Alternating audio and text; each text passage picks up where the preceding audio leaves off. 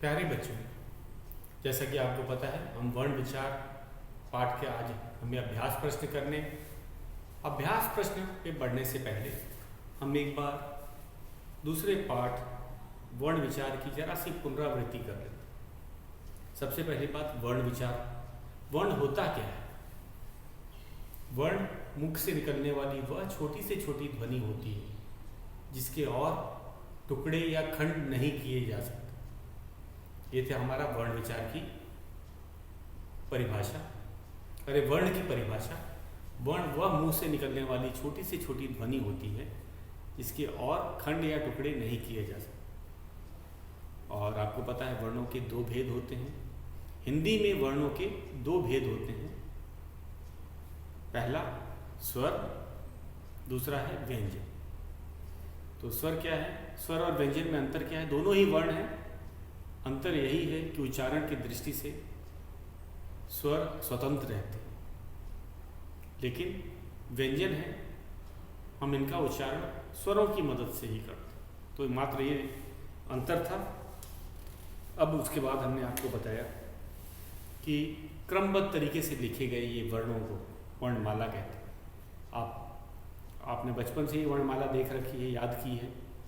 तो ये वर्णमाला होती क्या है? क्रमबद्ध तरीके से लिखे गए वर्णों को हम लोग वर्णमाला कहते हैं।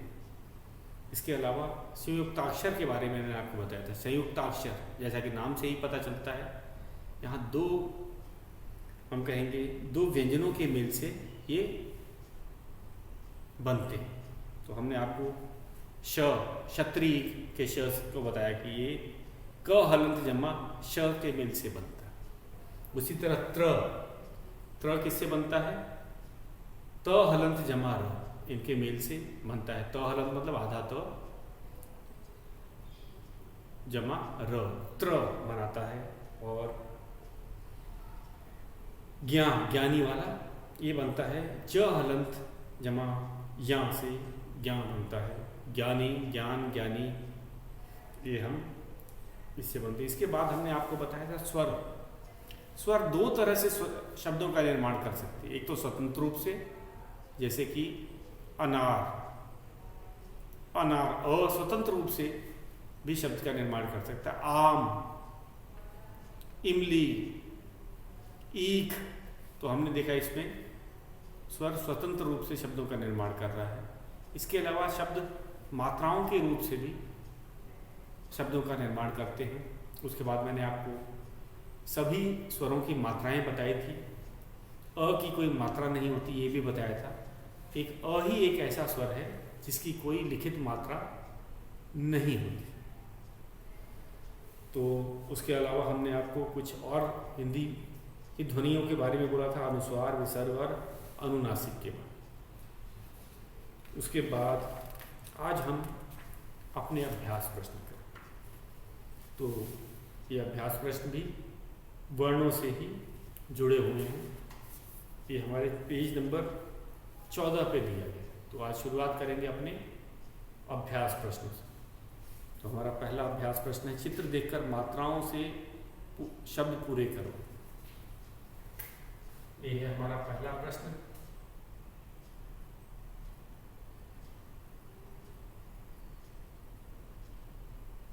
चित्र देखकर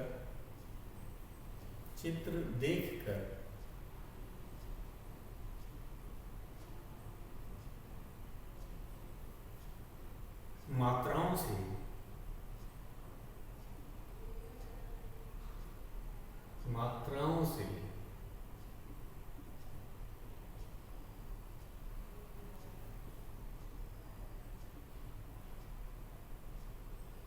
शब्द पूरे करो। शब्द पूरे करो।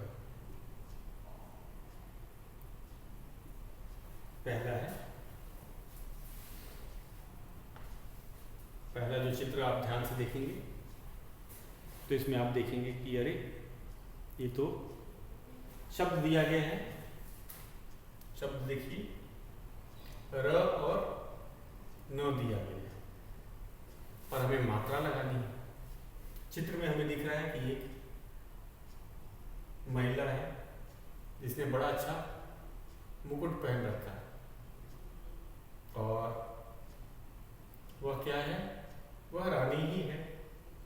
तो ये हम कहेंगे ये रानी की बात की जा रही है, वह रानी। चित्र तो उतना अच्छा मेरे से नहीं बना, तो एक रानी का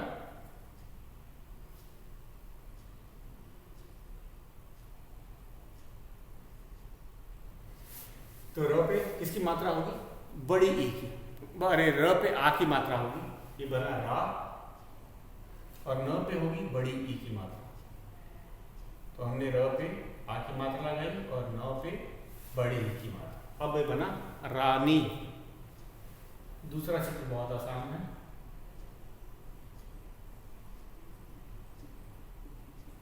हमें शब्द क्या दिया गया है? द प क। क्या लिया गया? द प क। तो इस पे कहाँ लिखें? द पे कौन सी मात्रा डालेंगे हम? बड़ी ई। तब बनेगा दीपक। अगला है एक व्यक्ति है जो बैठ करके हम देख रहे हैं, वो कपड़े धो रहा है।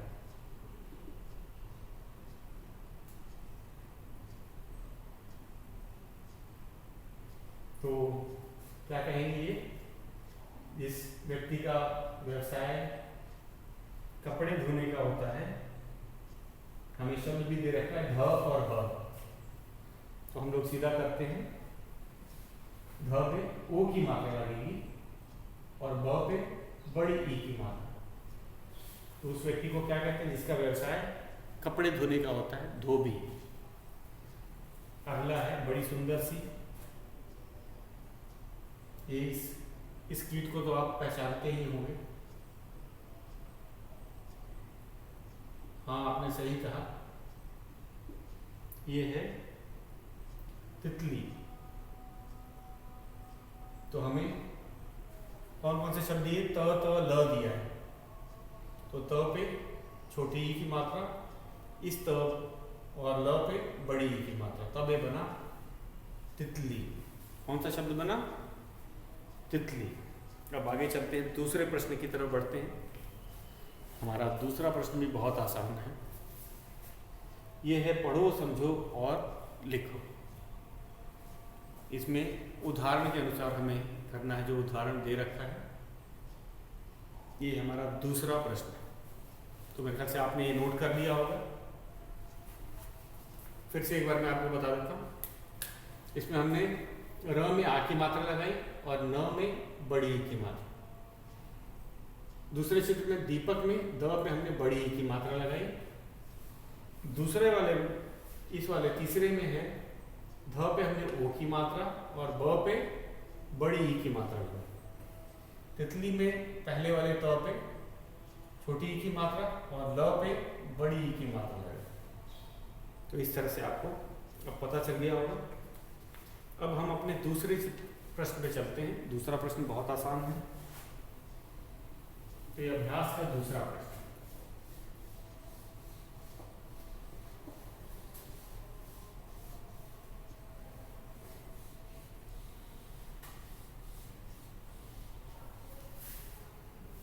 हमारा दूसरा प्रश्न है,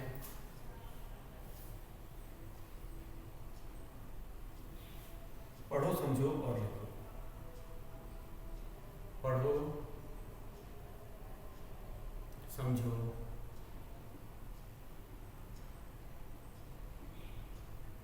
पढ़ो, समझो और लिखो। और लिखो।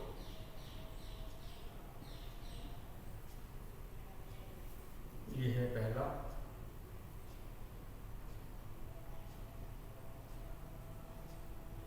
केला। दूसरा शब्द है हमारा मेला। तीसरा है ठेला। तो हमें इस तरह से शब्द का निर्माण करना है। ये हमें पहले ही दे रखा है। पहला वाला जो वर्ण होगा उस पर एक ही मात्रा लगेगी। हमें इस तरह से शब्दों को लिखना है कि पहले वाले वर्ण में एक ही मात्रा लगेगी और दूसरे वाले जो वर्ण में आ की मात्रा लगेगी। तो ध्यान से देखो, ठीक इसी की तरह हमने मेला, म में भी एक ही मात्रा लगी और ल में भी आ की मात्रा लगी। तो इसी तरह के शब्द से बनाना है। तीसरा भी ठीक इसी नियम को मानता है। ठ पे एक ही मात्रा लगी है और ल पे आ की मात्रा लगी। तो जो पहला शब्द होगा ठीक उसी तरह हमें अन्य भी शब्द लिखने हैं। मतलब क्रम वही रहेगा, उसी तरह लिखेंगे। तो ये देखा जाए तो ये मिलते जुलते ध्वनि वाले शब्द होंगे। ठेला, मेला, केला, केला, मेला, ठेला। तो इनकी ध्वनि भी एक जैसी, क्योंकि मात्राएं जो हैं वह स्वर से ही होती। तो इनका उच्चारण भी हम कहेंगे मिलते जुलते ध्वनि वाले शब्द हैं, लय वाले शब्द। तो उसी तरह आप चलते हैं पीला। हमें अगला शब्द दिया है पीला। मैं शब्दों को लिख देता हूं। फिर है पक्का,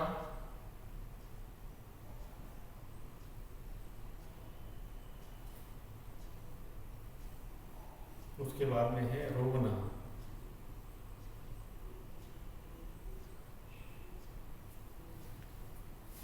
तो ये हमें पूरा करना है, दे रखा है।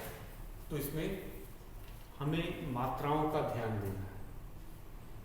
तो इस वाले में जैसे केला में हमने क पे एक ही मात्रा देखी थी और दूसरे वर्ण में आ की मात्रा, तो यही नियम किए। तो अब क्या करना है, पीला हमें दे रखा है। प पे बड़ी ई की मात्रा है, आप देख ही रहे हैं, और ल पे आ की मात्रा है। तो पहले वाले वर्ण पे हमें बड़ी ई की मात्रा लिखनी है, दूसरे वाले वर्ण पे हमें ला की मात्रा। तो ऐसा शब्द करना है जिसके पहले वर्ण पे हमको बड़ी ई की मात्रा लिखना है। पीला, तो हमने एक लिखा गीला। तो पहला वर्ण ग है, इसमें बड़ी ई की मात्रा दिया और ल दूसरे वाले में हमने आ का मात्रा दिया। तो पीला, गीला। एक और ऐसा ही शब्द लिखना है जो पीला गीला की तरह, उसके पहले वर्ण में बड़ी ई की मात्रा हो और ल में आ की मात्रा हो। वो है नीला। न पे बड़ी ई की मात्रा, ल पे आ की मात्रा। तो पीला, गीला, नीला। आगे चलते हैं। हमारा अगला वाला जो प्रश्न है वो है पक्का। क्या है? पक्का। तो हमने देखा पहले वाला जो वर्ण होगा उसमें कोई मात्रा नहीं है, पीछे आधा क, फिर पूरा क, फिर आ की मात्रा। तो ऐसा ही मिलता जुलता शब्द होना चाहिए। तो हक्का, पक्का के बाद में आएगा हक्का। हक्का बक्का आपने सुन ही रखा है। हक्का, पक्का, हक्का, धक्का, धक्का। तो इसी तरह इसी नियम को का पालन करते हुए हमने ये लिखा है पक्का, हक्का, धक्का। एक और शब्द है, अंतिम वाला जो शब्द है रोना। तो र पे किसकी मात्रा है? ओ की मात्रा, और न पे आ की मात्रा। तो पहले वाले वर्ण पे ओ की मात्रा रहेगी और दूसरे वाले वर्ण पे आ की मात्रा लगेगी। तो हम इस तरह लिखेंगे। तो शुरू करते हैं। रोना का सोना। तो स पे हमने देखा ओ की मात्रा होगी, न पे आ की मात्रा। रोना, सोना। अगला है खोना, खोना। तो बच्चों इसको नोट कर लें। हमने अपना ये दूसरा प्रश्न पढ़ो समझो और लिखो को किया है, इसको नोट कर लेंगे, बहुत आसान है। अब हम अपने तीसरे प्रश्न में बढ़े।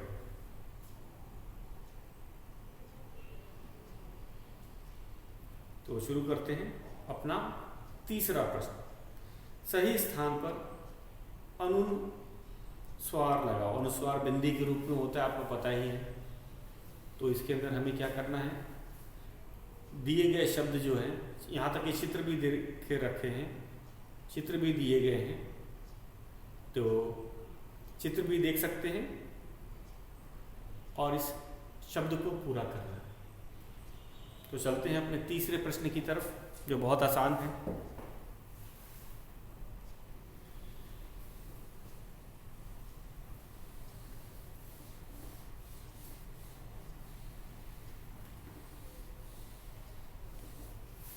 हमारा तीसरा प्रश्न है,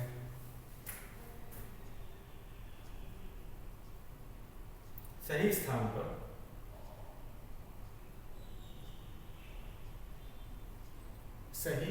पर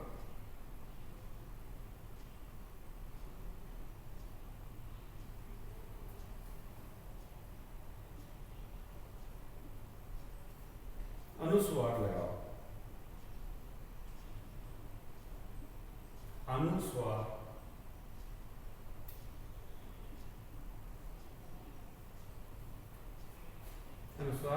बिंदु के रूप में होता है और एक शिरोरेखा के ऊपर होता है। आपको पता ही अनुस्वार के बारे में मैंने आपको बताया था, यह बिंदी के रूप में होता है और शिरोरेखा के ऊपर लगता है।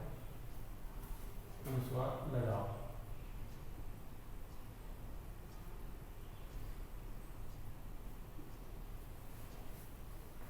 पहला है, चित्र भी दिया हुआ है तो देख रहे हो, बांह है, बांह का ऊपरी भाग जो होता है वह क्या कहलाता है, कंधा कहलाता है। बांह का ऊपरी भाग कंधा कहलाता है। और शब्द दिया है कधा, तो ये कंधा होगा। तो अनुस्वार हम कहाँ लगाएंगे, क के ठीक ऊपर लगेगा।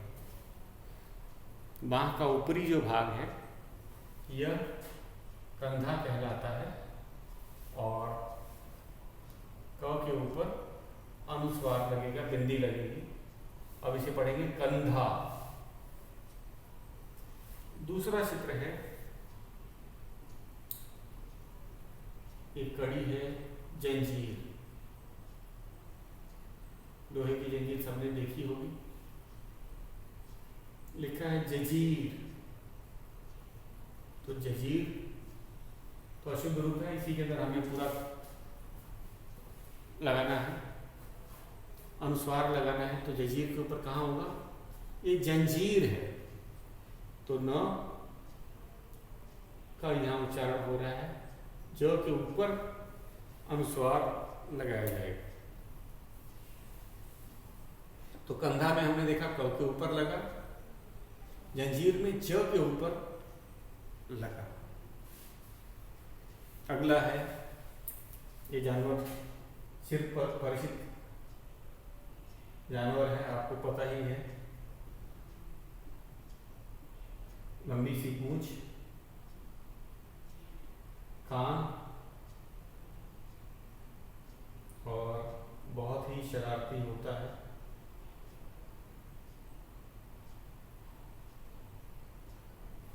तो इसका बदर, ये दिया हुआ है बदर, और ये है बंदर। तो कहाँ पे लगेगा अनुस्वार, ब के ऊपर लगेगा। तो ठीक ब के ऊपर हम अनुस्वार लगाएंगे और शब्द बन गया बंदर। शब्द क्या बन गया, बंदर। अगला जो है वो है शंख, आपको पता ही है।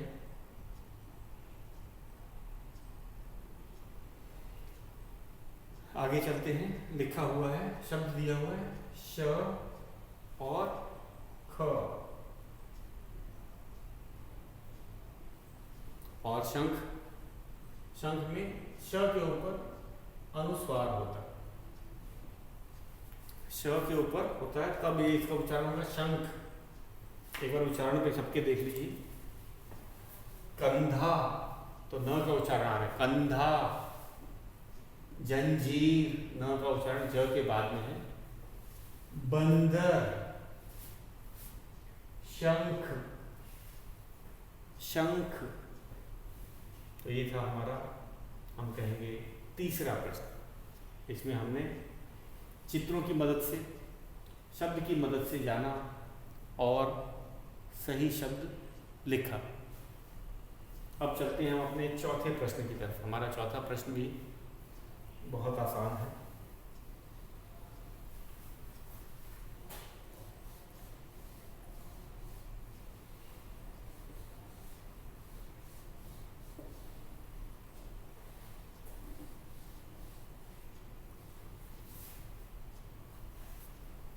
हमारा चौथा प्रश्न है, सही स्थान पर अनुनासिक चिन्ह लगाओ। पहले हमने अनुस्वार किया, अब अनुनासिक पे आगे। सही स्थान पर, सही स्थान पर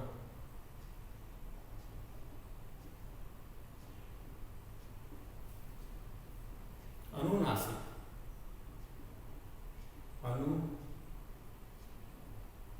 अनुनासिक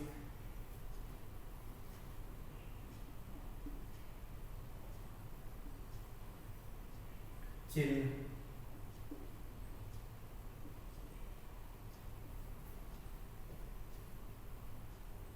इसको आपको पता ही है, इसको आम भाषा में हम लोग चंद्र बिंदु कहते हैं, लगा। और ये भी शिरोरेखा के ऊपर ही लगता है, अनुनासिक की तरह ही ये भी शिरोरेखा जो है उसके ऊपर ही लगाया जाता है। तो प्रश्न पे चलते हैं।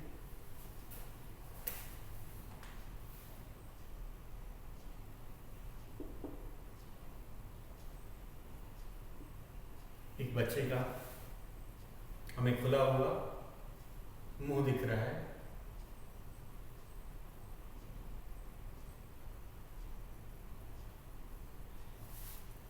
तो और लिखा क्या है, मुंह लिखा है, मुंह।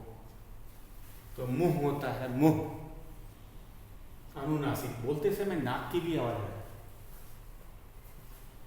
अनुनासिक। नासिक का अर्थ होता है नाक की आवाज है, नाक को नासिक कहा जाता है।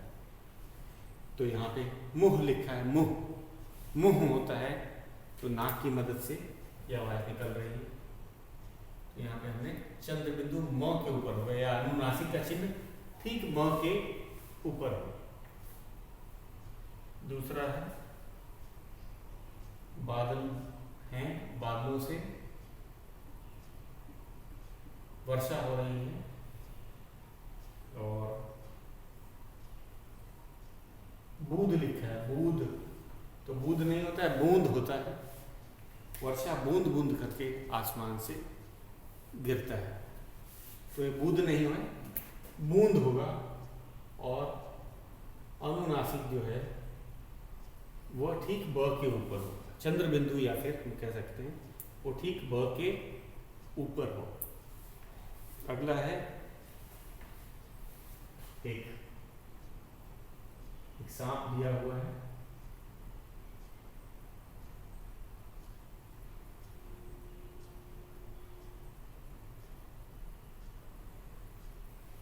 और नीचे लिख रखा है सांप। तो क्या होगा, जो चंद्र बिंदु होगा वो सांप के ऊपर होगा। सांप होता है सांप, सांप नहीं, सांप। दूसरा है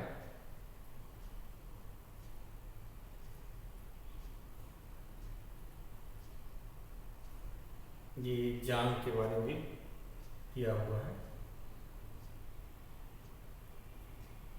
तो ये है जा घ दिया है, तो जाग में जांग होता है, जांग। पैर का ऊपर वाला भाग जो है जांग कहलाता है। पैर का ऊपर वाला भाग जो है वह जांग कहलाता है। और यह है था हमारा चौथा प्रश्न। जब हम अपने 5वें प्रश्न की तरफ चलते हैं, ये भी आसान है, आपने इसे नोट कर लिया होगा।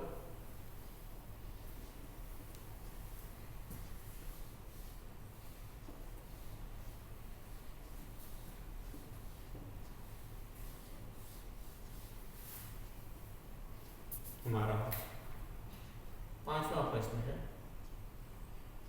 पढ़ो समझो और लिखो। पढ़ो समझो और लिखो।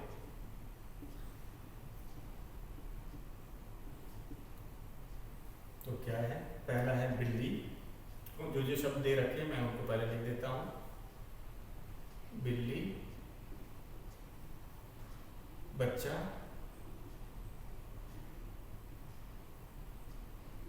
पंखा, आंख।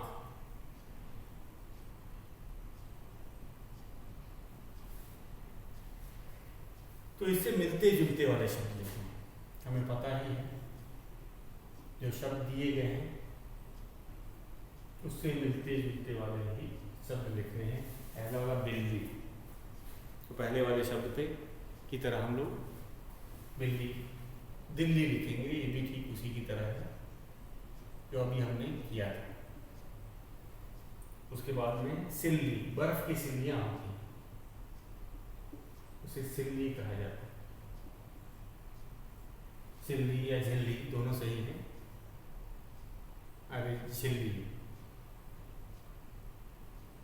बच्चा का कच्चा,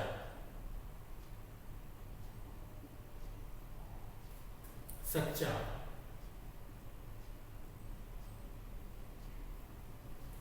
पंखा का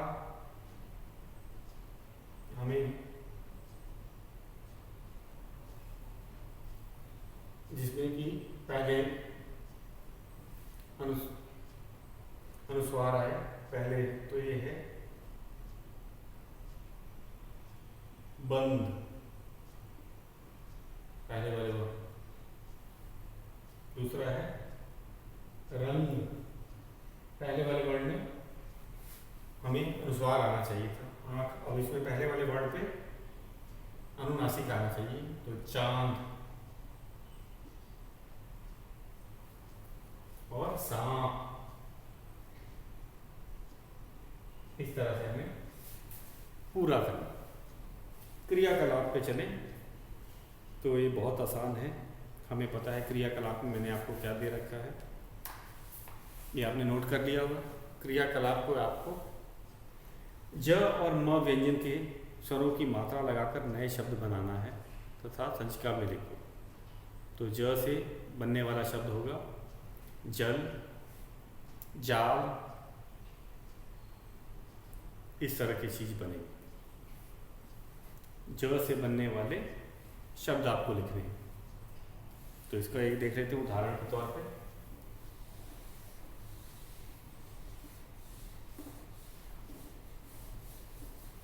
हमें पता है ज कैसे बनता है, ज हलंत जमा अ, ये बना ज। अब ज से बनने वाले शब्द कौन कौन से हैं? जल, जला, आग से जल जाने को जला कहते हैं। और जा से बनने वाली ज हलंत जमा आ, क्या बना? जा। जा से बना जाला, और क्या बना? जाल, मछली पकड़ने का जाल। तो आपको क्या करना है इसमें, आपको इसमें ज और जा से बनने वाले कम से कम 5-5 शब्द इसमें और जोड़ देने हैं। तो बच्चों यही था आज का आपका गृह कार्य। इसी के साथ हमने अपना दूसरा पाठ पूरा कर लिया, और आप इसे अपने रफ कॉपी में ही करिएगा, क्योंकि इसके लिए जगह नहीं, हम इसे रफ में ही करेंगे। और बाकी ऑनलाइन क्लास में चर्चा के द्वारा भी अगर कोई परेशानी होती तो हम हल करेंगे। तो बच्चों आज के लिए बस इतना ही।